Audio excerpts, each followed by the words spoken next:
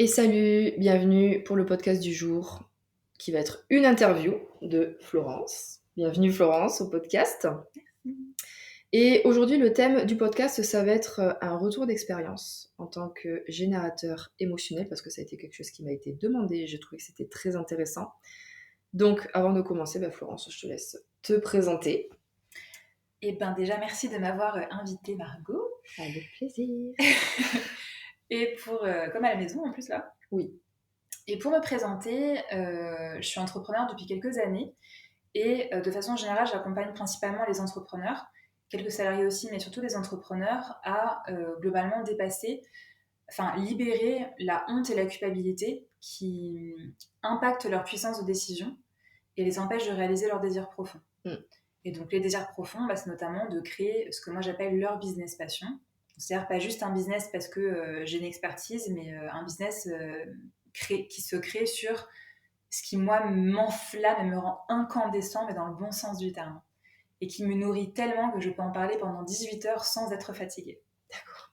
Voilà, c'est ce que je fais. Tellement générateur en plus. Les termes utilisés, on est déjà bien baigné dans l'ambiance. Donc merci pour ta présentation et pour les personnes qui voudraient retrouver Florence, je mettrai les informations nécessaires soit sous le podcast, soit directement sur Instagram pour ceux qui m'ont directement. Donc vous retrouverez ces informations-là quelque part, c'est sûr. Donc, question un peu bateau, mais qu'on attend tous ici de toute façon parce que c'est le but. Alors, qu'est-ce que le design humain t'a apporté comme libération, comme j'allais dire épiphanie parce qu'on est en Porte 43 ici, mais qu'est-ce que le design humain t'a apporté comme libération, comme prise de conscience ou comme comme prise de conscience, on va dire, pour résumer.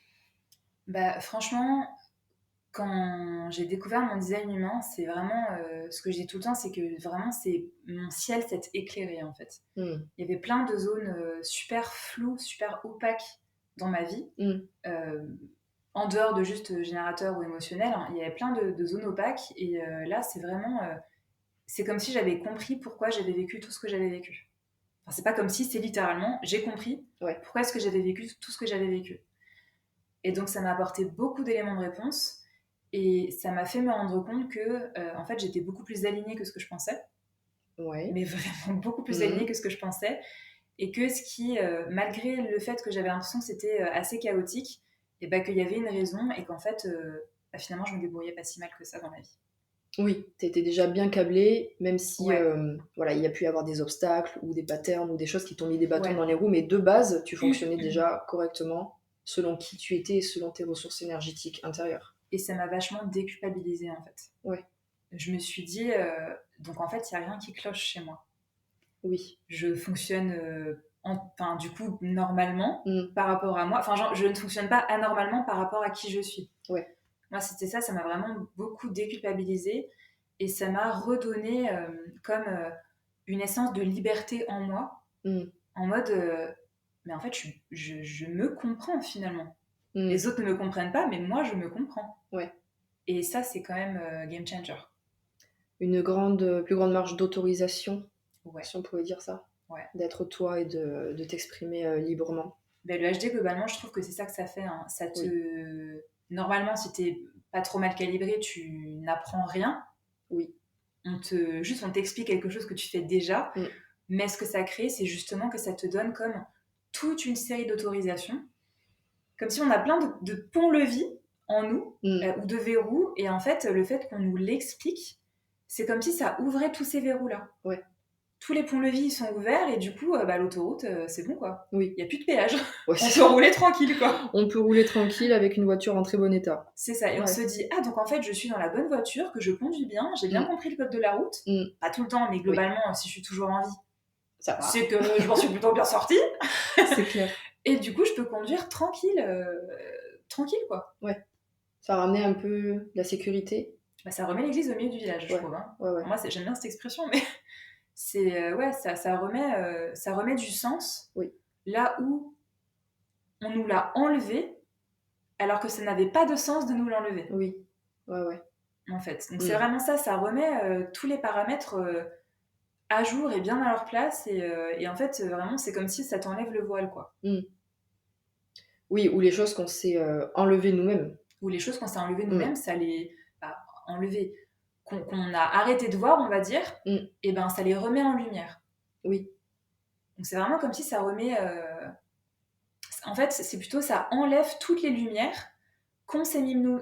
Enfin, attends, ça rallume la lumière, pardon si je le dis en français, ouais. Ça rallume la lumière sur tous les endroits que nous, on a mis dans l'ombre et que les autres ont mis dans l'ombre.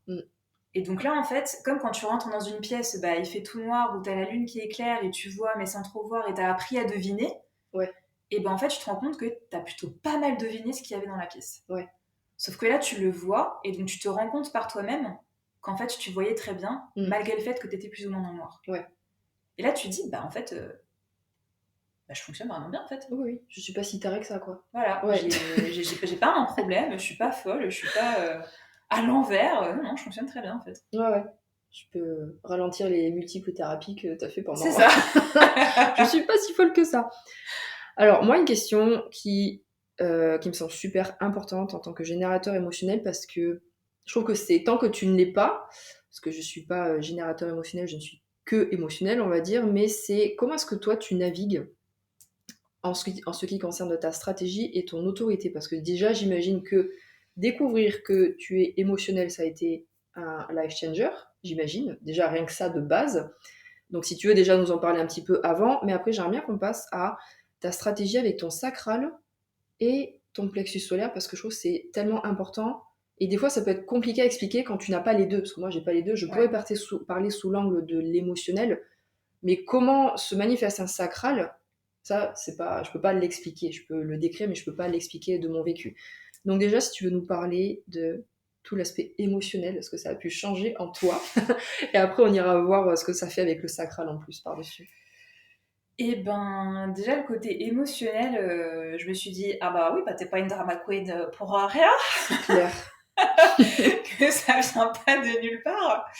Enfin, dans le non-soi, en tout cas. En fait, ça m'a donné encore une fois, une raison à tout ce chaos émotionnel que je ressens, sachant que là, ça s'explique pas que du fait qu'on est émotionnel, parce qu'il y a d'autres paramètres dans le design humain, mais en tout cas, je me suis dit, ok, donc effectivement, moi, je ressens les émotions puissamment, parce que je suis vraiment hyper sensible sur beaucoup de paramètres, donc par rapport à, disons, à quelqu'un d'un peu moins sensible, chez moi, c'est vraiment amplifié, donc chacun, remettez-le à votre échelle. Ouais. Ça m'a vraiment expliqué pourquoi est-ce que je ressentais les choses aussi puissamment, aussi profondément, aussi fortement, et en fait, en quoi est-ce que c'était pour moi ultra chaotique, en fait, où je pars très fort dans les hauts, je pars très bas dans les bas, et du coup, ça demande de l'énergie aussi bien de redescendre que de remonter. Ça m'a donné une raison au fait que je m'enflamme ultra vite et que du coup j'ai pris plein de mauvaises décisions à cause de ça. Tout comme le fait que je descends très très vite, et donc c'est-à-dire je me mets vite en mode scénario catastrophe, et pareil, j'ai pris tout un tas de mauvaises décisions pour ça. Moi, je pense que c'est, si je le résume, cet aspect-là, c'est vraiment ça, ça m'a mis un mode d'emploi sur le chaos émotionnel intérieur que j'ai, et ça m'a donné ça m'a expliqué comment ne plus en être victime, comment ne plus les subir, et comment apprendre à les jouer, enfin comment apprendre à jouer avec ça, comment apprendre à jouer avec toutes ces émotions que j'ai en moi, parce qu'en fait c'est une force, c'est de l'énergie qui est chaotique parce que on n'a pas encore appris à bien l'utiliser. Clairement, pour tous les émaux. Ouais. Et on est beaucoup. Oui, on est quand même beaucoup, ça fait 50% environ de la population. Pour préciser les canaux que tu as, parce qu'il y en aura peut-être que ça va intéresser, pour que chacun se repère un peu mieux par rapport à certains canaux. Que du côté émo ? Oui, du côté émo. Que du côté émo, j'ai le 59.6. Voilà, important de le préciser. Le canal de l'intimité, et j'ai le canal 39.55. Ouais. Donc c'est des canaux qui sont assez puissants émotionnellement parlant. 39.55, tu pars effectivement très très vite, très puissamment dans les hauts et dans les bas. Donc hashtag victimisation, elle arrive très vite, on va dire. Et du coup, juste ça, déjà, c'est deux fonctionnements différents, et c'est cyclique. Oui. parce que je suis pas non plus tout le temps en chaos émotionnel, même si c'est souvent. Mais en fait, en comprendre le fonctionnement de ces deux canaux, moi, ça m'a aidé à comprendre un peu mes cycles, comme nos cycles de règles. Oui. Et ben là, avec les émotions, il y a des cycles aussi. Et j'ai appris, en fait, à décoder quand est-ce que c'est sain pour moi de me mettre en action, quand est-ce que je dois plutôt me reposer, quand est-ce que je ne dois pas prendre de décision, quand est-ce que c'est OK pour moi de sociabiliser, et quand est-ce que je dois me mettre en mode ermite, et tout le monde dégage. Ouais. Et du coup, derrière, ça m'a aidé à l'expliquer aux autres, à le communiquer. Et en fait, elle est là l'énorme différence derrière.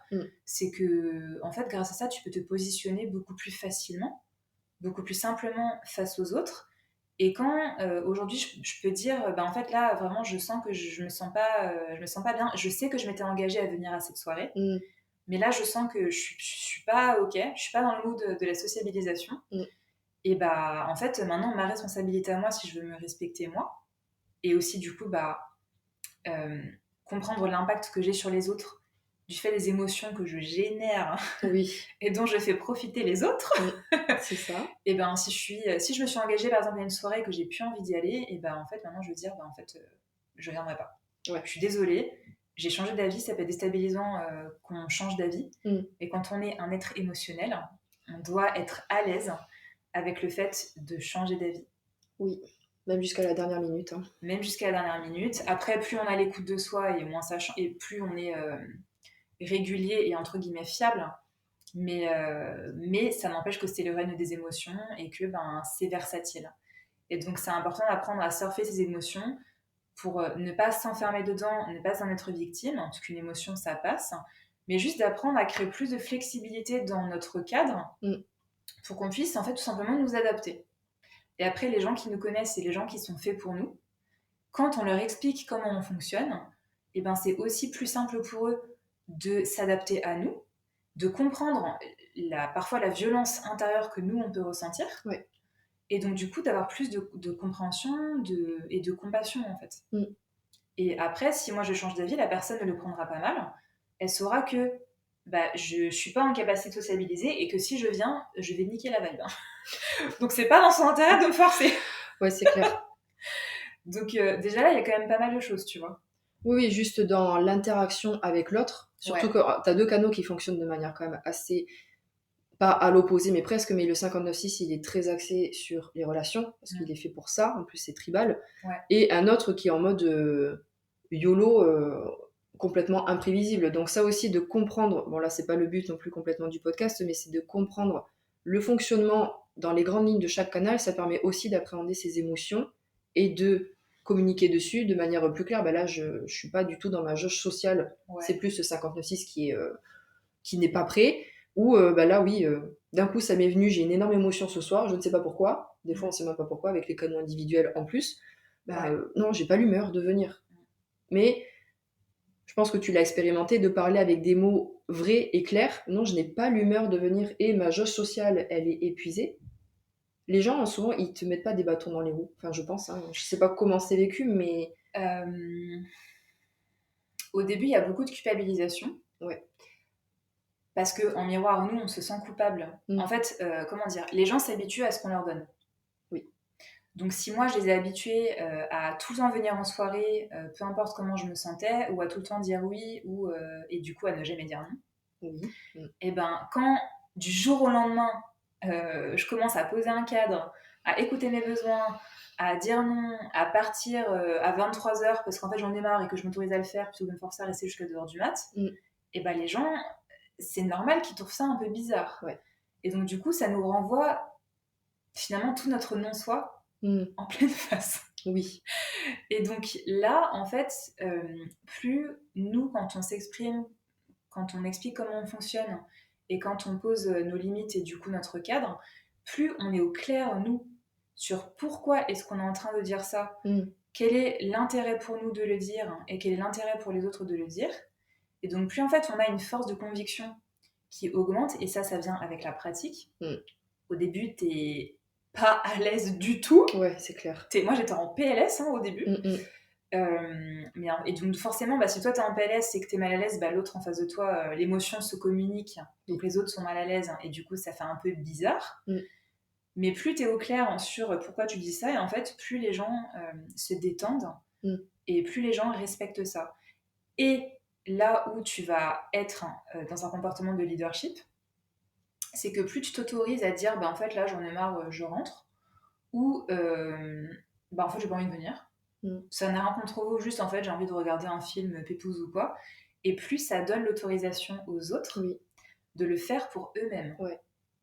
Et donc plus tu pratiques et tu t'autorises à le faire, plus tu deviens confortable dans le fait de le faire, et plus tu vas inspirer les autres eux-mêmes à être plus proches de leur ressenti, de leurs émotions et du cadre qu'ils ont envie de poser mais qu'ils n'osent pas de poser à cause du candidaton. Oui, clairement, on est bien sur ça. Puis après, toi, en tant que générateur, aussi, après on va y venir, mais de oser dire non et oser dire, en gros, j'ai pas l'énergie pour rester. Enfin, là, surtout quand on découvre le design humain, on va y venir après. Mais pour moi, le générateur, il y a vraiment ce côté où il peut très vite s'épuiser aussi parce que, oui, j'ai l'énergie, du coup, je n'ai pas, presque l'opportunité de dire non, je n'en ai plus, ou mon énergie n'est pas disponible pour ça. Je sais pas comment toi tu l'as vécu. T'as dit le mot-clé, c'est disponible. En fait, c'est quand on découvre le design humain, c'est une fausse croyance de croire que le générateur, c'est une pile électrique Duracell increvable. Je pense que c'est la plus grosse croyance sur les générateurs. Le générateur a énormément d'énergie disponible pour ce qui lui plaît. Pour ce qui est important pour lui. Par contre, comme tous les types ne se ressemblent pas, ça n'empêche que par rapport aux autres types, le générateur a plus d'énergie dans sa besace. Donc même quand il fait quelque chose qu'il n'aime pas, il a quand même beaucoup d'énergie. Mais ça va, là où un générateur qui a plus de billes énergétiques en lui va mettre, 3 ans à s'épuiser et aller au burn-out en faisant quelque chose qui ne lui plaît pas, un projecteur ou un manifesteur, lui, en 1 an, il sera éclaté au sol. Tu vois ? Parce que le générateur a plus de réserve d'énergie, mais c'est proportionnel en fait. Et c'est là qu'il ne faut pas se comparer. Mais le générateur a une énergie ultra puissante et de longue durée et stable quand il fait quelque chose qui active son corps et parce que ça lui apporte du plaisir. Autrement, s'il se force, pour tout un tas de raisons, à faire quelque chose qu'il n'aime pas, son énergie de toute façon va quelque part, mais son énergie se retourne contre lui. Et donc, moi j'appelle ça le stade du soleil roux-doudou, où tu irradies, t'es vraiment le bébé labrador, tu es content d'être content. C'est ça. Et donc là, tu irradies de joie tout le monde, et tu passes au stade du soleil rouge, où là, c'est le soleil où l'énergie est réprimée, et où en fait, ça te consume de l'intérieur. Et sur la longue durée, ça donne déjà de l'acidité dans le corps, donc des remontées acides, des tendinites parce que c'est des inflammations, des toux, potentiellement de la fièvre ou des sinusites. Ton corps va somatiser, sur la longue durée, tu vas tomber malade et au bout d'un moment, burn-out et tout ce qui peut arriver avec. Et donc c'est ça qui est important à comprendre pour le générateur, c'est que oui, j'ai plus d'énergie que la moyenne, mais par contre, mon énergie est ultra précieuse et ma responsabilité, c'est de savoir qui est digne de cette précieuse énergie. Oui, je suis un soleil là pour générer, mais je suis pas là pour éclairer 78 systèmes solaires. Qu'un seul, c'est ça. Je suis pas venue pour ce frère. C'est clair. Alors toi, en tant que générateur émotionnel, est-ce que tu peux nous parler de comment tu as pu ressentir et comment tu expérimentes ta réponse sacrale avec ton autorité émotionnelle? Parce que on est un peu sur 2 centres d'autorité, donc c'est vrai que c'est même pour moi, des fois, ça peut être un peu délicat de l'expliquer. Comment tu deals avec ça? Parce que tu as un centre qui te dit oui, là, je suis disponible, j'ai l'énergie, et une autorité émotionnelle dans un second temps qui, elle, n'est pas prête ou qui n'a pas digéré ou qui n'a pas du tout la même vitesse de réponse, justement, que ce sacral-là. Donc toi, comment tu le vis, justement, en tant que générateur émotionnel, ou qu'est-ce que tu as mis en place pour le vivre sainement pour toi? Ça se vit en plusieurs temps. Le processus de décision, je suis désolée, ça va être méga frustrant pour beaucoup. Mais quand tu es générateur émotionnel, le processus de prise de décision se passe en plusieurs étapes. Et après, la longueur des étapes varie de ces fameux canaux qui sont définis. Mais il y a d'abord le sacral. Donc déjà, le centre du sacral et le centre émotionnel, ce sont deux moteurs qui sont très puissants.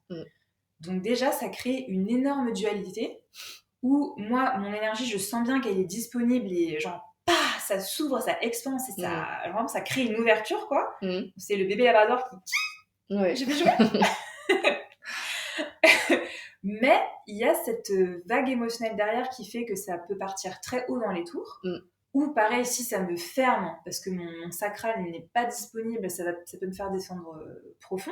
Ouais. Mais en fait, la vague émotionnelle n'a pas de vérité absolue dans l'instant T. Et c'est ça la dualité, c'est que le sacral, sa vérité, elle est dans l'instant T. Le sacral, c'est binaire, c'est oui ou non. Je t'aime, je ne t'aime pas. J'ai faim, j'ai pas faim. Je veux manger une glace, je veux pas manger de glace. Ouais. J'ai sommeil, j'ai pas sommeil. Donc c'est très simple de comprendre le fonctionnement du sacral, parce que c'est vraiment oui ou non. Ouais. Mais l'émotionnel, c'est oui ou ah, peut-être, ou je ne sais pas, je ne sais plus. Ouais, c'est ça, ouais. J'hésite. Tout à l'heure, oui. Maintenant, là, non. oui. Ah, ouais. Aujourd'hui, c'est jaune, mais peut-être qu'après, ça sera vert. Et du coup, tu pètes un câble en toi-même.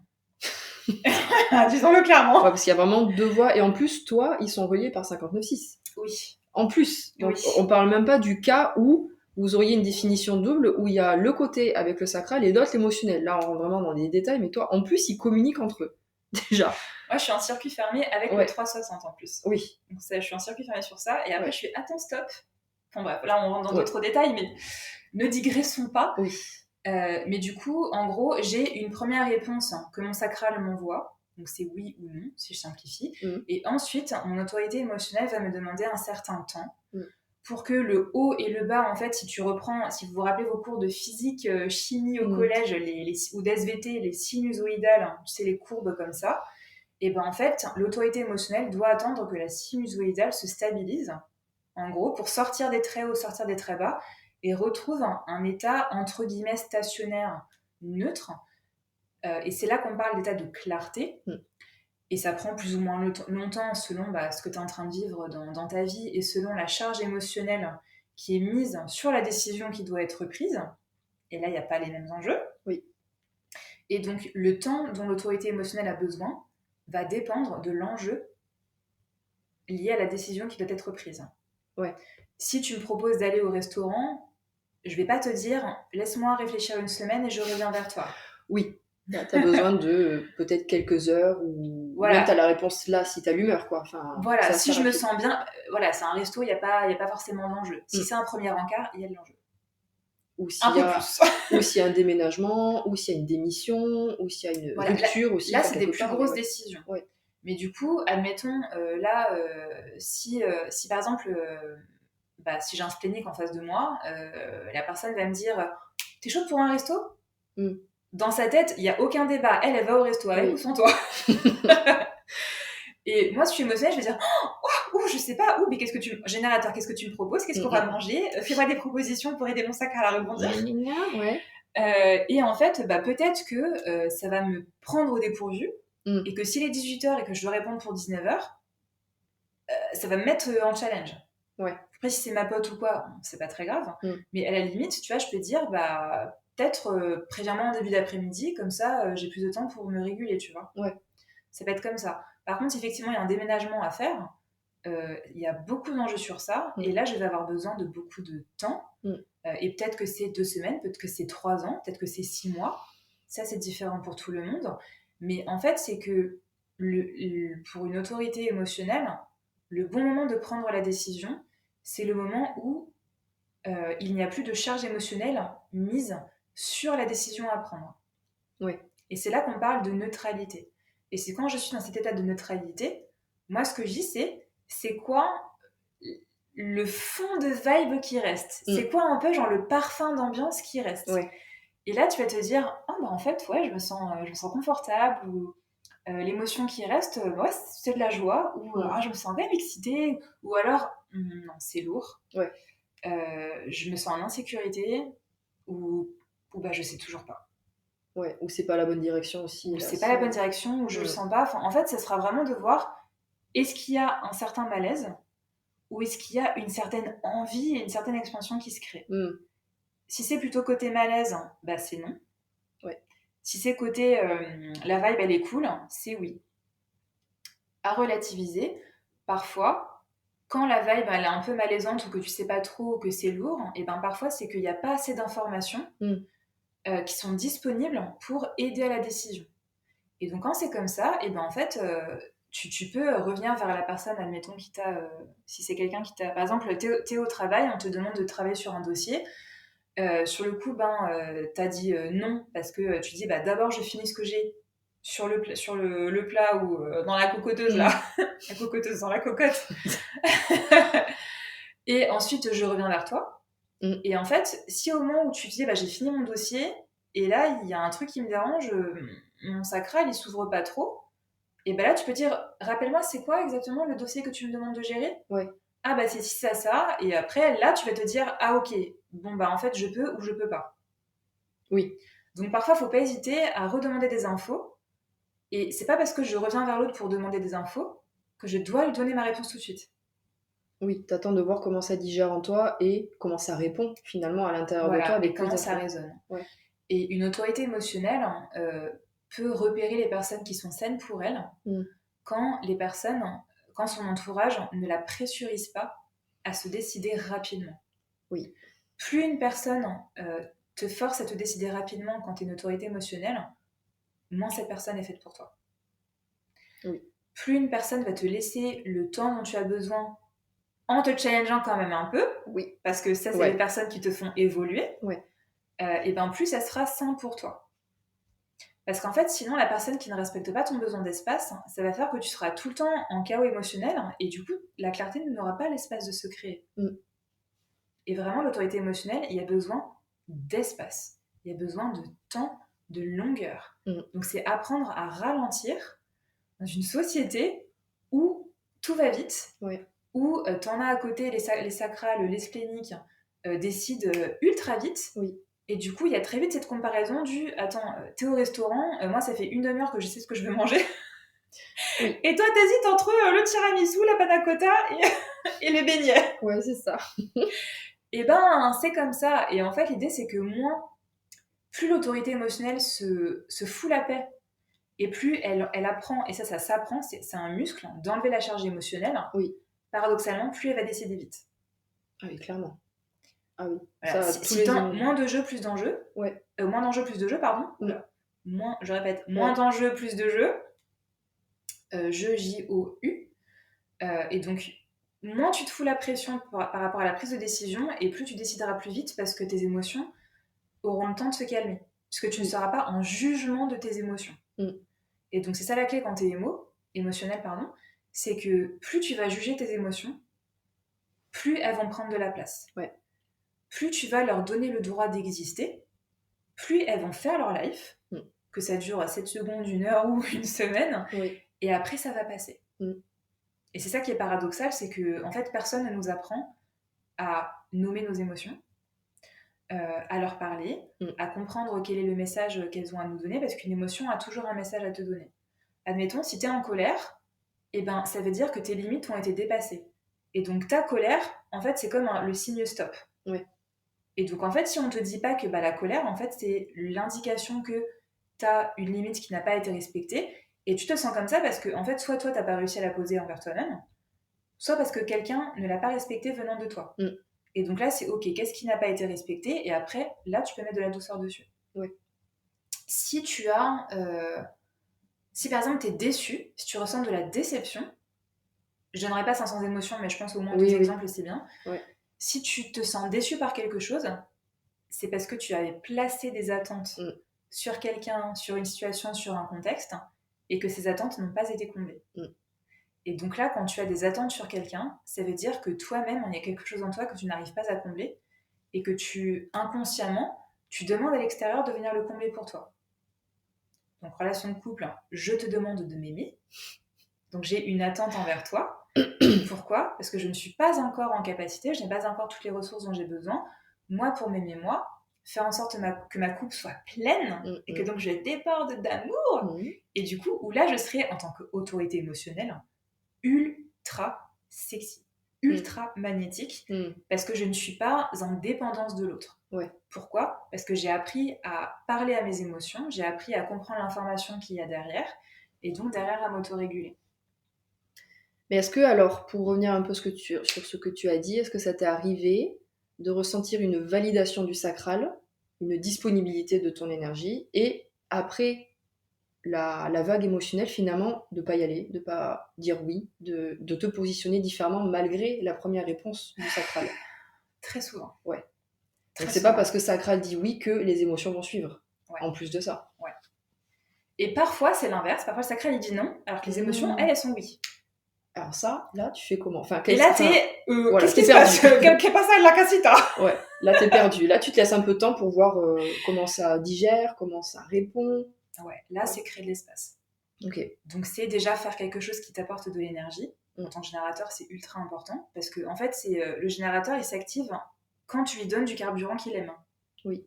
Donc, si j'aime peindre et que je suis fatiguée, et ben, bon, déjà, je vérifie est-ce que j'ai sommeil, est-ce que j'ai faim. On oublie souvent, mais autant un enfant, on va penser à lui dire est-ce que t'as faim, est-ce que t'as sommeil, est-ce que t'as popo, est-ce que t'as. Tu vois. Oui. Et en fait, nous les adultes, on oublie ces questions-là. Mais donc, déjà, c'est nos besoins primaires, est-ce qu'ils sont comblés? Et une fois que c'est le cas, on se dit ok, qu'est-ce qui m'apporte de l'énergie? Si j'adore peindre, je vais peindre. Et le fait de peindre, ça va nourrir mon peindre ou aller faire du sport ou faire des câlins à votre chat, hein, c'est peu importe ce qui vous apporte de l'énergie. Et là, déjà, ça va m'apporter l'énergie dont j'ai besoin pour créer l'espace à mes émotions d'exister. Ça peut paraître paradoxal, mais tout design confondu, quand je vais pas bien, d'abord je me repose et ensuite je me recharge en faisant quelque chose qui m'apporte de l'énergie. Et ça, je saoule mes clients avec ça parce que c'est la clé de tout. Ouais. Mais encore plus peut-être pour les générateurs qui se sont oubliés et comme je pense que ça va te parler aussi, on en a parlé hier, qui ont ce muscle sacral qui est atrophié, qui ne savent plus entendre le oui ou le non. Enfin, c'est souvent ça en général. Je pense qu'il ressort quand on se découvre en tant que générateur, c'est oui, mais je fais comment pour lire le oui ou le non parce que il est atrophié ce muscle-là, la plupart du temps. Oui, et moi j'aime bien, moi j'utilise le mot racrapoter. Parce que c'est vraiment, on le sent, ça se racrapote en toi. Voilà, ça c'est très sacral, moi ça me parle pas du tout, mais bon écoutez, je pense que les sacraux aussi vont comprendre. Voilà. Donc si ça se racrapote, c'est que ça te dit non. Okay. Et ensuite, si ça fait un certain nombre d'années que tu te forces par exemple à être dans une relation amoureuse qui ne te comble pas, que tu te forces à entretenir des relations familiales qui ne te comblent pas, à rester dans un job, un salarié qui ne te comble pas, ou si tu es entrepreneur, de faire un truc que tu n'aimes pas tout simplement, en fait, ça revient à dire que ton sacral, tu prétends qu'il n'existe pas. Et du coup, tu lui retires son droit de réponse. Tu lui retires. Ouais. Donc c'est comme si en fait, ton sacral, après tu te réveilles ou tu découvres le design humain, ton sacral il a jamais appris à fonctionner. Ouais. Donc c'est comme un muscle après. Et donc ça peut paraître complètement inaccessible pour le générateur de comprendre ce que son corps lui dit parce qu'il ne sait pas, parce qu'il n'a jamais appris. Et donc là, c'est pas du tout une situation qui est désespérée, parce que tout s'apprend et se réapprend, et c'est ça qui est super important, peu importe l'âge. Et le but, c'est de commencer par des choses très simples. Et pour moi, la bouffe, c'est la vie. Et donc, mes clients qui ont vraiment besoin de se recalibrer à leur sacral, je leur pose que des questions en lien avec la bouffe. Ouais. Donc, est-ce que tu aimes les pommes? Oui, non. Est-ce que tu aimes les sushis? En fait, je leur pose tout un tas de questions. Est-ce que tu aimes ça pour voir si c'est oui ou non? Et en fait, quand là, il peut y avoir beaucoup de culpabilité et de honte qui ressortent, parce que parfois, elles ne savent pas. Ouais. Et en fait, ça, c'est une information qui te montre là où tu en es aujourd'hui et qui demande toute la bienveillance et toute la compassion que tu peux être en capacité de t'apporter à toi-même, parce que chacun son vécu, chacun son expérimentation, et on ne vient pas tous du même endroit et on ne vient pas tous avec les mêmes casseroles. Donc c'est juste que c'est important de savoir d'où tu pars. Oui. Et après, les trucs simples, est-ce que tu aimes peindre? Est-ce que tu aimes faire du skate? Est-ce que tu aimes nager? Est-ce que tu aimes te poser au soleil? Toutes ces questions-là qui n'ont pas d'enjeu, oui. C'est ça en fait qui va aider le sacral à refonctionner sans qu'on lui foute la pression. Si tu sais pas dire que t'aimes les pommes, c'est pas très grave. Oui, c'est pas... Et c'est qu'une question de temps, en fait, ou comme quand on s'échauffe avant de faire une séance de sport, au début on est tout raide et un peu robotique, et ben après une séance de recalibration où on te pose plein de questions, il y a un moment donné ça commence à réchauffer, et après tu peux dire qu'est-ce que t'aimais bien manger quand t'étais enfant, et ça, le générateur, le mode bébé labrador, pour l'activer, ça marche très bien. Qu'est-ce que tu adorais faire enfant? Qu'est-ce que tu aimais faire avec tes copains, tes copines? Qu'est-ce que tu faisais quand tu étais dans ta chambre? Est-ce que tu as, par exemple, pour ceux qui ont connu leurs grands-parents, est-ce qu'il y avait des plats préférés que tu adorais? Et là, paradoxalement, même si dans l'instant présent, le sacral est bloqué, la puissance de la mémoire, la puissance du souvenir, et donc des émotions qui viennent avec, que tu sois émotionnel ou pas, et en fait ça va aider à réactiver. Parce qu'en fait, c'est comme si ça réactive tous les ancrages. Par exemple, tu vas te souvenir de l'odeur des madeleines que ta grand-mère a cuisinées. Tu vas te souvenir de l'odeur, je sais pas, de l'herbe fraîche coupée quand ton grand-père il avait tondu la pelouse, tu vois. Et en fait, tous ces ancrages-là, en fait, en fait, c'est comme si ton sacral, tu lui remettais des petites bulles d'informations. Et du coup, en fait, il commence à se souvenir des choses, et donc il commence à se souvenir de comment il se sentait, et progressivement, un pas après l'autre, ça revient. Et après, c'est quand tu es en couple avec tes amis, en fait, demandez-leur de vous poser des questions fermées. Donc, une question fermée, c'est une question à laquelle on répond par oui ou par non. Parce que c'est comme ça que le sacral répond, c'est binaire, c'est oui ou c'est non. Et au début, on a besoin un peu d'aide extérieure, mais après, le but, c'est de réussir nous-mêmes à découper, entre guillemets, les questions dans notre tête. Par exemple, si Margot me dit, est-ce que ça t'aide le resto? Bon, déjà, c'est oui ou non, et après, tu veux manger quoi? Pour un générateur, c'est compliqué. Question pas fermée, alors je ne sais pas, mais est-ce que tu préfères manger italien ou sushi ce soir, ou finalement c'est non, et puis finalement ce sera peut-être africain ou et voilà, et du ceviche, j'en sais rien. Moi, soit je sais découper en moi, parce que de mon expérience, parce que j'ai quand même un peu vécu, je sais qu'est-ce que j'aime.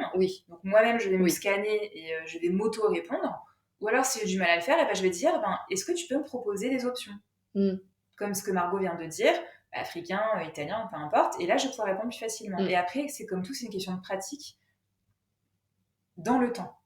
Oui. Alors, en tant que générateur émotionnel, parce que là j'ai posé la question par rapport au sacral, mais dans ce cas précis, il y a la rééducation du sacral et la réappropriation émotionnelle. Comme tu as évoqué. Là, c'est un double taf. Voilà, c'est un double taf. C'est pas que c'est plus compliqué, parce que j'ai pas envie d'apporter la notion de compliqué, mais c'est double attention, je dirais, par rapport à un générateur qui serait purement sacral. Il y a la rééducation du sacral pour vraiment ressonder où est l'énergie disponible et ce côté oui-non, et la réappropriation émotionnelle qui est presque à part. Enfin, c'est vraiment deux attentions qui sont différentes, parce que là, on soulève même pas les patterns qu'il y a dans les émotionnels, etc. Et est-ce que aussi, moi, la question qui m'est venue tout à l'heure, est-ce que tu sens que tu as pu avoir des moments où ton sacral a dit non, par conditionnement ou par pattern, genre je n'ai pas le droit de faire ça. Du coup, sacral dit non, et les émotions sont peut-être à fond, parce que c'est oui, mais il y a une fermeture du sacral, mais par non-autorisation. Est-ce que ça, tu l'as senti? Voilà. Oui. Et déjà ça, c'est très dur pour un générateur d'apprendre à dire non. Oui. Tout court. Le sacral te dit non, et toi tu dis oui. Les 29-46, on peut même pas vous citer parce que c'est encore plus compliqué. Mais oui. Ouais, c'est clair. Mais ça c'est très très très dur, parce que du fait effectivement, en fait, on a quand même beaucoup d'énergie, on va pas se mentir, c'est une réalité. Et inconsciemment, les autres le savent, et en plus on est beaucoup. Donc en fait, collectivement parlant, t'as la croyance que les générateurs, ils peuvent travailler à en crever, et c'est ok. Et donc le job générateur, c'est de sortir de les esclaves, c'est les générateurs. Faut pas trop le dire, mais voilà. Ah oui, on a oublié de préciser que dans ce podcast, on allait être trash, on allait être cash. Donc s'il y a des mots qui vous triguent, il faut prendre, vous laisser décanter dessus, mais c'est pas péjoratif quand on dit des choses. C'est une réalité. C'est que ça doit être dit. Voilà, il y a des choses qui doivent être dites, c'est tout. Et à un moment, il faut appeler un chat. Et que si on veut sortir du contexte économique et géopolitique dans lequel on est, c'est qu'il y a un moment donné, il faut que chacun reprenne sa responsabilité. Et le générateur, on lui a appris ce qu'on appelle... en fait, on parle d'impuissance apprise. Ouais. Donc, on t'a appris à travailler comme un âne et à ne jamais dire non parce que, en fait, tu es une ressource qu'on est là pour utiliser jusqu'à ce qu'elle soit vide, après on te jette. Ouais. Et du coup, la marge de sagesse du générateur, c'est justement d'apprendre à dire non quand il n'en a pas envie, sans culpabiliser, à comprendre que effectivement, il est là pour générer beaucoup d'énergie, pour porter un groupe et l'aider à avancer, porter une entreprise, une équipe, un manager sans son équipe, il peut rien faire. Oui. Si tu veux construire le manifesteur qui a voulu construire ses pyramides, oui. par exemple, sans les générateurs, manifesteurs et générateurs, il n'aurait pas pu construire les pyramides. C'est sûr. Donc, quand ta force de travail, tu la traites mal, et ben, à un moment donné, quand elle se rebelle, c'est la merde. Et donc là, un peu, les rôles des générateurs, c'est d'apprendre à se rebeller, non pas dans la violence, mais de créer des révolutions douces, en apprenant à dire « non, ça, j'aime pas », et ça, jusqu'à présent, je disais non, alors qu'en fait, j'avais envie de dire « oui ».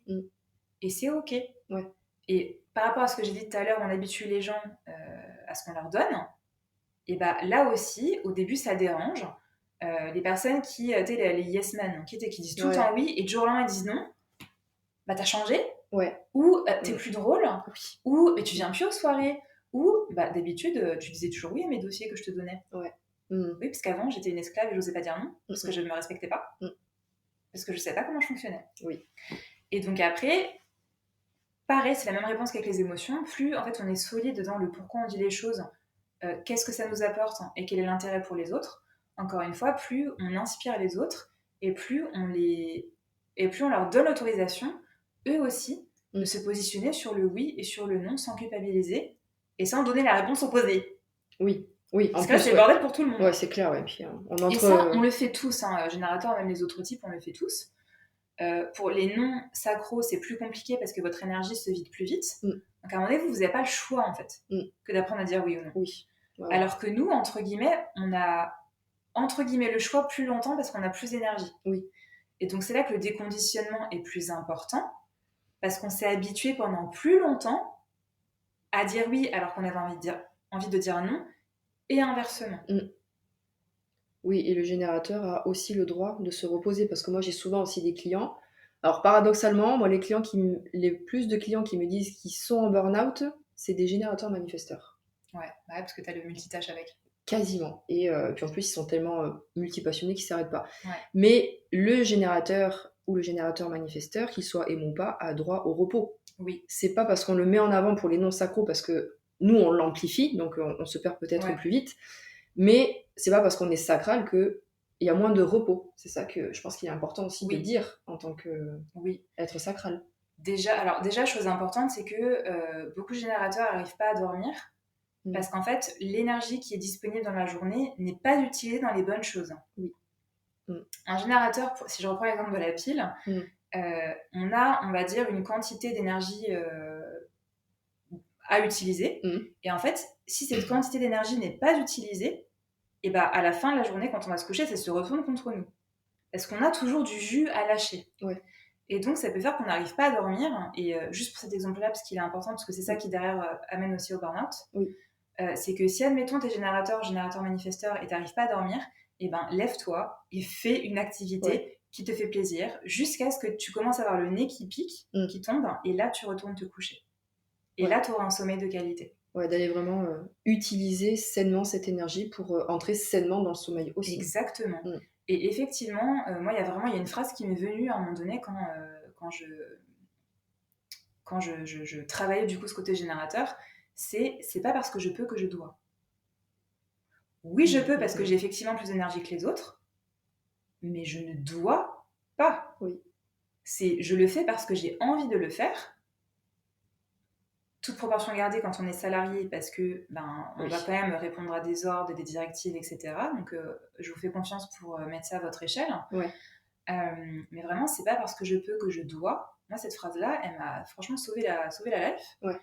Et derrière, c'est vraiment de me dire qui est digne de recevoir mon énergie de générateur, ou moi, quand je génère, il y a plusieurs personnes qui en profitent. C'est pas juste pour moi que je génère. C'est énergétiquement parlant, ma fonction, c'est d'apporter l'énergie à un groupe. Et donc, est-ce que ce groupe me mérite ? Est-ce que ce groupe me respecte ? Est-ce que ce groupe me redonne derrière ?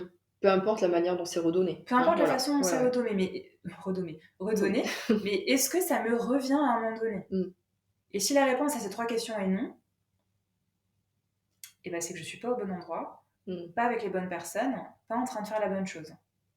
Et donc après, l'idée c'est pas forcément de tout envoyer péter d'un coup, surtout émotionnel, non, mais c'est de se laisser le temps de décider, ok, maintenant je me rends compte que ça c'est pas bon pour moi. Et après c'est ma capacité à passer du stade je subis, donc je suis en victimisation, à je reprends le leadership de ma vie, je reprends mon pouvoir, je me redonne mon pouvoir que j'ai donné aux autres parce que je croyais que ça fonctionnait comme ça et c'est ce qu'on m'a appris. Et je réapprends à fonctionner pour moi et ensuite je décide de ce qui est bon pour moi. Et ça, si c'est difficile à faire, et c'est difficile à faire pour beaucoup de gens, et c'est pour ça qu'on a souvent besoin d'aide, et donc si vous êtes dans cette situation-là, je vous invite, plus que très largement, ouais. à aller voir l'accompagnant avec lequel vous vous sentez en sécurité et qui pourra vous accompagner sur votre chemin. Et ben là, par exemple, pour cet exemple-là, comment je fais pour choisir un thérapeute, un aidant, un accompagnant quand je suis générateur émotionnel? Et ben, ça peut être déjà, je vais voir le contenu de la personne et je vais voir si mon sacral, il fait « Ah oh, oh, mais c'est intéressant ça !» Ou mais « Il dit de la merde !» Ou « Bah, je suis pas d'accord !» Ou « Oh non, j'aime pas !» Ou « Oh, j'aime pas sa tête !» Ou « Oh, je le sens pas !» Peu importe, voilà les autres canaux qui prennent le relais derrière. Là, il y a la première décision. Et ensuite, la personne qui vous inspire et qui crée les ouvertures, et ben, sur la durée, en fait, prenez un peu le temps d'apprendre à la connaître. Et si sur la durée, le contenu de cette personne vous fait vous sentir bien, derrière, vous pouvez aller voir les offres. Et après, si ces offres font sens pour vous, et que pareil, ça vous connecte à l'espoir de je crois qu'en fait, ça peut m'aider, là, c'est que la personne, elle est bonne pour vous. Oui. Et pour ceux qui pourraient être aussi, je trouve que sur les réseaux, ça me semble important de signaler aussi, c'est pas parce que la personne en question a 40 000 followers, des avis incroyables, s'il y a un truc en vous qui dit non, ça sert à rien d'y aller, parce que c'est comme, pour moi, j'aime bien le décrire aussi, c'est comme si tu vois une route barrée, où tu vois le panneau, mais tu y vas quand même.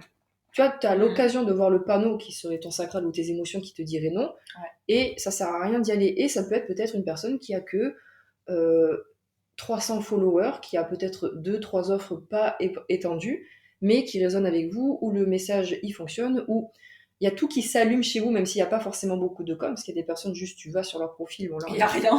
Il n'y a pas grand-chose, mais il y a un truc qui dit, oula, là, il y a un truc, et en fait, elle va vous apporter des épiphanies ou des choses profondément libératrices pour vous.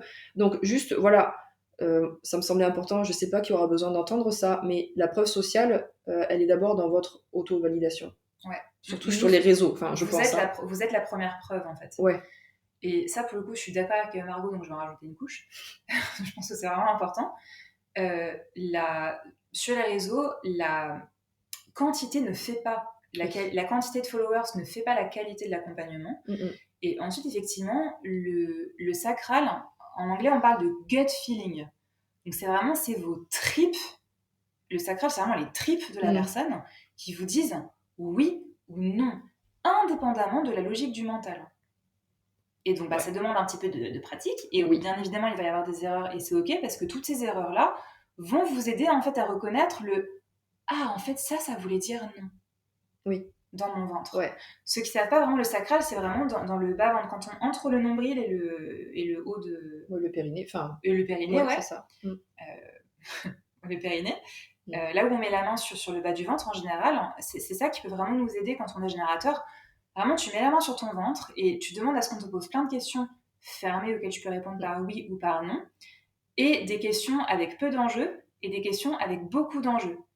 Et comme ça, tu vas voir en fait dans ton ventre ta capacité d'ouverture ou de fermeture, ta capacité de réponse, et à quoi ça ressemble quand il y a de l'enjeu et quand il n'y en a pas. Et comme ça, toi, ça va t'aider à te construire ta grille de lecture derrière pour repérer, en fait, ah oui, voilà, ça se contracte pas trop. Bon, du coup, si je sais pas répondre, c'est pas très grave.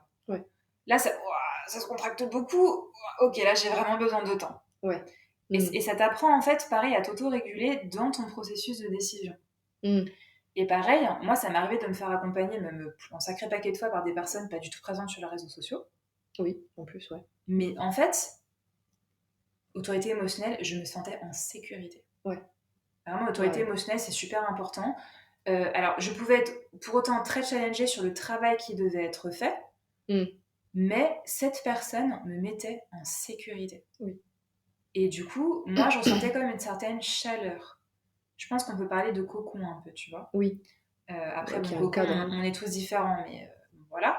Mais en tout cas, il y a cette notion comme de chaleur où je ne me sens pas en alerte.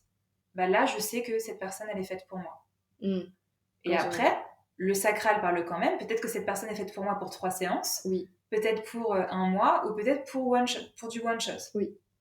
Et ça qui est important, c'est que le sacral, ça reste d'instant en instant. Et après, nos émotions nous apportent les informations manquantes, on va dire. Ouais. Fort bien. Et avant de finir, parce qu'on est déjà à un bon petit moment, j'aimerais bien que tu nous parles un peu plus précisément de la stratégie du générateur par rapport à l'attente active que tu avais évoquée hier. Parce que moi, je reprends un exemple et il y a des choses sur lesquelles, personnellement, je ne suis pas du tout d'accord. C'est par rapport à la notion de responsabilité, parce que tu en parles souvent et ça me semble aussi fondamental et important au niveau de l'autonomie personnelle. Tu es générateur, tu vas voir quelqu'un, tu sais que tu as une décision à prendre et tu vas voir quelqu'un et tu vas lui demander, tu peux me poser des questions, s'il te plaît? Comme ça, tu m'auto-valides, tu me valides toi la chose que je sais déjà. Donc en fait, au niveau responsabilité, personnellement, je trouve que c'est claqué. Je suis désolée, mais voilà. Après, ça peut aider pour affiner, ça je suis d'accord, mais il y a un truc qui me dérange là-dedans. Enfin, je sais pas si tu peux en parler, mais je pense que ça va faire sens, tu vois, là-dedans. Déjà, faut te resituer la personne à l'endroit réel d'évolution où elle en est. Oui. Si tu es en mode racrapotage vénère, tu as profondément besoin d'être dans cette dynamique où j'ai besoin de toi que tu me poses des questions pour m'aider. Oui. Par contre, le moment où tu commences justement à regagner en autonomie, où tu commences à comprendre comment fonctionne ton sacral, là, l'idée, c'est de devenir autonome avec toi-même et d'apprendre à découper ces questions, comme je disais tout à l'heure, dans ta tête. Ouais. Parce que sinon, ça peut... Après, bon, générateur, il est là pour rebondir. Oui. Donc en fait, c'est vachement plus facile de rebondir sur quelqu'un ou sur une opportunité, un panneau publicitaire, tu allais au cinéma, une bande-annonce ou peu importe. C'est sûr que c'est plus facile de rebondir sur la vie. Et en fait, ça vaut le coup quand t'es un peu perdu, tu sais pas trop où il y a de l'enjeu, là, d'aller voir une personne de confiance pour lui demander de poser des questions. Par contre, il y a une énorme différence entre je te demande de me poser des questions et je te donne la responsabilité de me poser les bonnes questions pour que moi, je sache répondre. Oui. Et ça, je te rejoins à 10 milliards de pourcents. C'est pas évident de se rendre compte quand est-ce qu'on tombe dans ce mécanisme-là. Oui. Parce que le générateur est là pour répondre. Donc à un moment donné, ben oui, j'ai besoin d'une sollicitation. Oui. Et donc là, pareil, c'est différents temps où on va tour à tour répondre à ce que la vie nous envoie, donc les fameuses synchronicités, et répondre aux gens, qui sont aussi des synchronicités sous une autre forme, et à différents types de navigation. Mais c'est déjà, plus moi je suis au clair sur le type de décision que j'ai besoin de prendre, et moins je vais projeter mon attente sur l'autre de m'aider à prendre cette décision. Ouais. L'autre, il va m'aider effectivement à poser des questions. Oui. Par contre, c'est pas lui qui va m'aider à prendre ma décision. C'est pas parce que Florence m'aura dit oui, tu peux aller dans cette direction que je vais y aller. Enfin, on réagit un petit peu tous comme ça de toute façon au bout d'un moment, mais c'est aussi le discernement. Le discernement de d'abord se poser les questions à soi, parce que tu évoquais l'attente active aussi. Je pense que c'est un peu lié. C'est pas, parce que hier on en a parlé, c'est pas genre j'attends qu'il se passe quelque chose dans ma vie. Oui, mais pas totalement en fait. Enfin, et moi, ça me vénère aussi. Je suis générateur, donc j'ai le droit à la vénération. Oui, toi tu as le droit, tu peux dire. Toi aussi, mais tout le monde a le droit de vénérer en soi. Oui. Mais en fait, si je prends l'exemple de je veux partir, j'ai grave envie de partir en Irlande. Ouais. Un jour, quelqu'un m'a raconté ses vacances en Irlande, mon sacral, il a fait I'm on fire, mais c'était pas le bon moment. Ouais. Et donc, l'autre croyance, c'est du coup, je dois attendre et ne rien faire, et la réponse va me tomber tout cuit dans le bec. Oui. Non, ça ne fonctionne pas comme ça. C'est moi avec moi-même. Mon sacral m'a dit oui sur l'Irlande parce qu'on en a parlé, ça m'a grave chauffé. Et en fait, si je suis autorité émotionnelle, je vais demander à l'univers, parce que la réponse et l'autonomie de la réponse, c'est comment est-ce que je peux communiquer avec la vie pour demander des réponses qui viennent de la vie. Mm-hmm. Et donc là, c'est, moi avec moi-même, je décide que j'ai envie de partir en Irlande parce que ça me fait kiffer. Quand, comment, combien de temps, avec qui, je ne sais pas encore. Ouais. Par contre, je sais dans mon corps que ça me fait kiffer. Et bah là, en fait, c'est une question d'intention. Je pose l'intention de partir en Irlande et je dis, bon bah la vie, aide-moi à savoir quand, quoi, avec qui, pendant combien de temps. Et si là, je suis au clair avec ça, après, je lâche prise. Et c'est ça qui est difficile de quand on fait une demande, c'est le principe de la manifestation. Je fais une demande et ensuite, je lâche prise et je vis ma vie. Je retourne à mes occupations. Et ben après, je vais me balader dans la rue et je vais voir un panneau publicitaire, une publicité Air France, Irlande à moins 50% pour, je sais pas, la Saint-Valentin, j'en sais rien. Et là, je vais voir, je fais, oh, là, ça va me chauffer. Ça va que frétille. Mais c'est pas encore bon, je suis pas encore certaine. Donc je vais dire, bon, ok. Et là, je redemande une validation. Je dis, ça me plaît bien, est-ce que je peux avoir d'autres validations?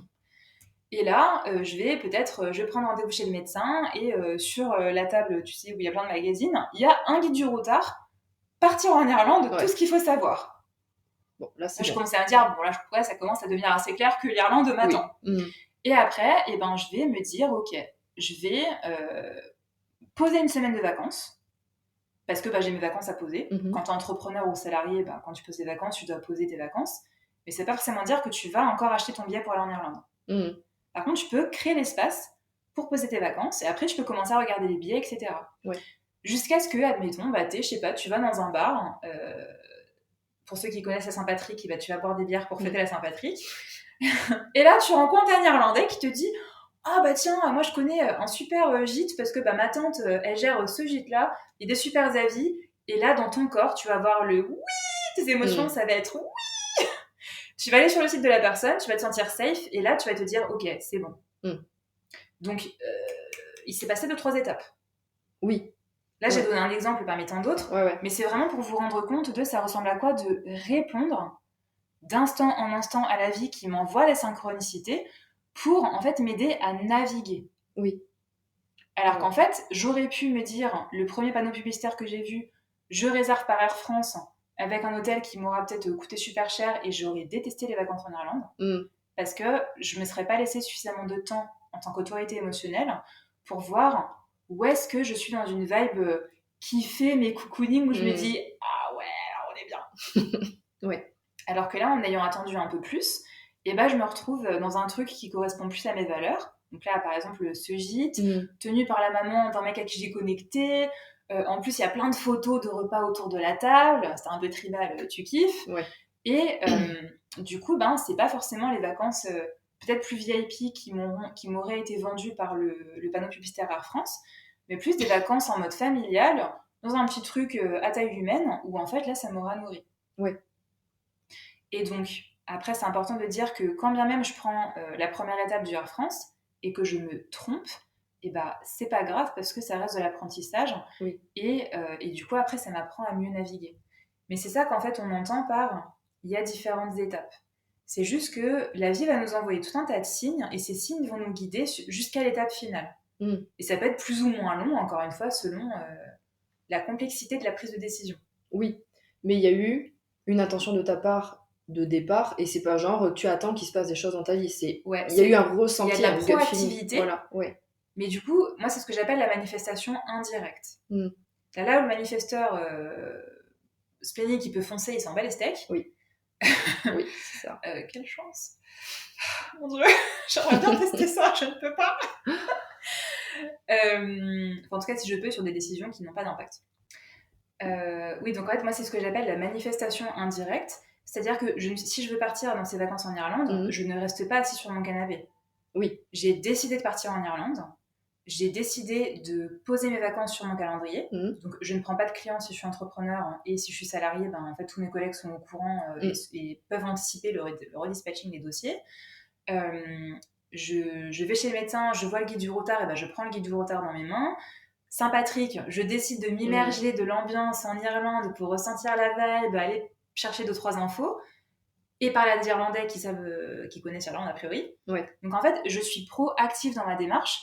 Par contre, je n'y vais pas frontalement en prenant mon ordinateur, je réserve tout de suite un billet, je réserve tout de suite un hôtel. tu vois. Ça demande juste un peu plus de temps. Et la difficulté, c'est qu'on est élevé en mode just do it. Tu veux? Et bah fonce. Ouais. Alors que ça nous donne l'impression qu'on ne peut pas manifester. Alors que si on peut manifester, c'est juste que on manifeste l'art du rebond, on manifeste l'art de rebondir sur la vie. Ouais. Oui, c'est des manières de manifester qui sont tellement différentes entre tous les types. Mais ça, encore une fois, ça serait l'objet d'un autre podcast. Mais en tant que générateur émotionnel, il y a vraiment ce côté proactivité dans l'attente et mise en place de petites choses, mais progressivement. C'est pas tout d'un coup. Et si je prends l'exemple de la drague, parce qu'il est aussi facile à comprendre, je sais pas, moi j'ai flashé sur je sais pas, Pierre qui est en face de moi. Non, un prénom stylé. Sur Nathan. Waouh. Nathan, les frères Scott, voilà, génération 1989.